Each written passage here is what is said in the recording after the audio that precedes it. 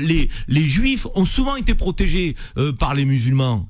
Souvent, oui. Quand ils ont été chassés d'Europe, qu'il y avait des pogroms, donc qu'il y avait la chasse aux juifs, la haine du juif. Ce sont pas quand même des gouvernements musulmans qui les ont mis en place. Ce sont pas des peuples musulmans qui les ont mis en place. Donc lorsqu'ils sont allés au Maghreb, les juifs qui sont devenus les séfarades, qui étaient des juifs de France, mais aussi d'Espagne, à un moment donné, ils ont été quand même accueillis, ils ont fait leur place.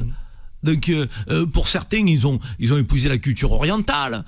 Donc ce que je veux dire par là, c'est qu'il y en a marre de se laisser instrumentaliser. Il y en a marre de se laisser insulter. Donc bien sûr qu'il y a des antisémites dans les banlieues, comme il y en a partout en d'autres lieux.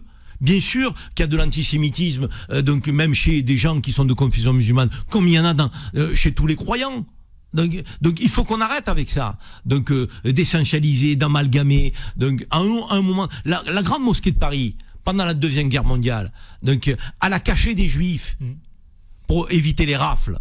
Elle les a cachés avec des imams qui les ont cachés dans un lieu de culte qui s'appelle une mosquée. Ils les ont oubliés. Bon, et cette mémoire-là, il faut la raviver un peu quand même à un moment donné.